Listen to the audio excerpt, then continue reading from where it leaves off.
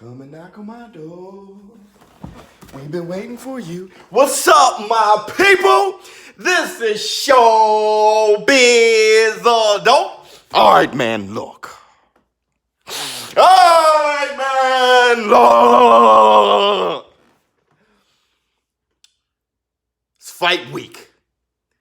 And we have one hell of a boxing weekend, if you love boxing. Not only do we have, of course, Errol Spence versus Shawn Porter, and that crazy undercard with Errol against Benavidez and Mario Barrios and Jose Cito Lopez, John Molina Jr. and all that. We also have a fight the night before with Daniel Dubois against that Ghana kid, Ebenezer Tete. And I know what you guys are thinking. Who?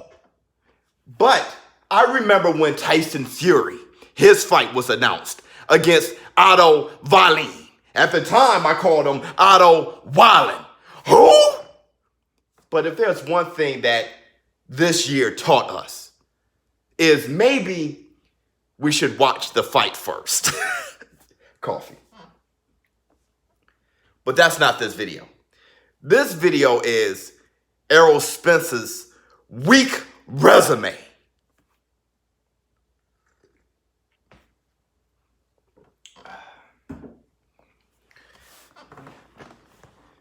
First, I want to say this. I don't really have an issue with Errol Spence's resume. There's a few factors that contribute to his resume being what it is. I remember when Errol Spence couldn't buy a fight. He was calling everyone out, and he was pretty avoided. So I understand that.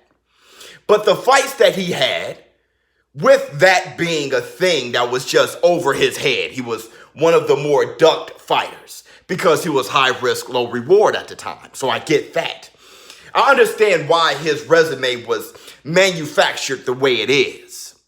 But I don't think his resume is comparable to the likes of Shawn Porter, who I say often has the best resume in the welterweight division outside of Manny Pacquiao. Also, I do think it's slightly under the likes of Terrence Crawford, if you want to say overall resume. Now, as far as who's done more in the welterweight division, then I have to give that to Errol Spence, of course. He spent his entire career thus far in the welterweight division. It's kind of no fair. But if you say overall resume, I give a slight edge to Terrence Crawford. Also, Danny Garcia, I think he has a great resume overall. As far as a welterweight, once again, he didn't campaign his entire career at welterweight. But Errol Spence, when it comes to his resume, it is questionable a bit. But in my opinion, it's questionable up until this fight against Shawn Porter. When this fight was negotiated, no longer was his resume questionable in my opinion. And it's so funny. It's just like when people criticize Shawn Porter for ducking Errol Spence. They said it up until after it was announced that Shawn Porter was negotiating with Errol Spence. At that point, I was saying, wait, why keep mentioning Shawn Porter ducking Errol Spence when obviously he's not afraid of him? They're negotiating. The argument was, well, he ducked him before. Now, in hindsight, seeing that this fight has been made and it's this weekend, was he afraid of him, or did they think that fight needed more time to cook? I go for the latter. I think they just needed it to cook a little bit more. Obviously, he's not afraid of him. As far as Errol Spence's resume, though, like I said, I think it was questionable or worth the criticism until this fight was made. At this point, win, lose, or draw, Errol Spence, he has a good resume, in my opinion. Why? Think of me praising Shawn Porter's resume. Well, two of his best fighters on his resume, he lost to. But you know me, Okay? Him losing to Kell Brook and Keith Thurman, you know how I feel. I don't think being undefeated is everything. I think your resume is made up of everyone you fought, win, lose, or draw. And I think Shawn Porter, especially fighting Keith Thurman tooth and nail, he has one great resume, win, lose, or draw. And that's how I feel about Errol Spence taking on Shawn Porter. Win, lose, or draw this weekend, he has a good resume. There's no need to criticize him now after this fight is made. Hey, he has a weak resume. He's fighting Shawn Porter. When it's all said and done, now he has Shawn Porter and Kell Brook on his resume. Now let's talk about Mikey Garcia for a quick second. There are people who is pretty much, sorta, kinda sweeping his victory of Mikey Garcia under the rug. Hey, he didn't knock him out. He should have. Mikey Garcia was 2 weight classes lower. He jumped up 2 weight classes to take on Errol Spence. But what Mikey Garcia did to fight Errol Spence is identical to what Canelo Alvarez is doing now to take on Kovalev. Canelo Alvarez moved up, fought Fielding, moved back down, fought Danny Jacobs, and now he's jumping up 2 weight classes to fight Kovalev. That's exactly what Mikey Garcia did. Moved up, he was 1 weight class closer to welterweight, moved back down, had his fight, then jumped up 2 weight classes to fight Errol Spence. Now you may say the difference is Kovalev is over the hill and Errol Spence is in his prime. Okay.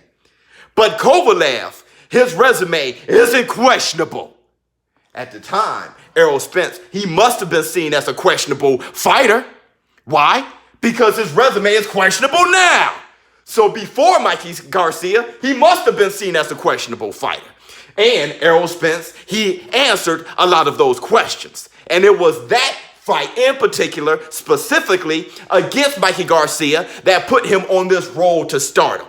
So that was a good victory. It was a good fight. Mikey Garcia being a top 10 pound-for-pound fighter, just like Canelo Alvarez is now taking on Kovalev. So I think adding Mikey Garcia to his resume it makes sense. I think it's the right thing to do.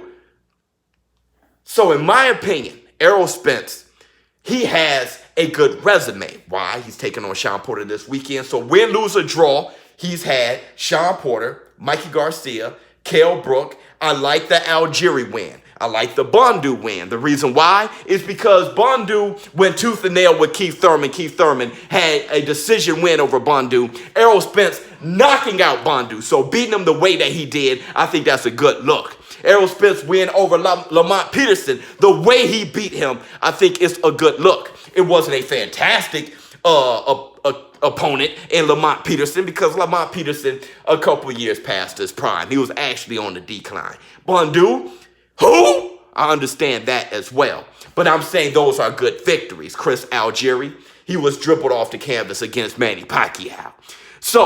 And Manny Pacquiao, one hell of a fighter.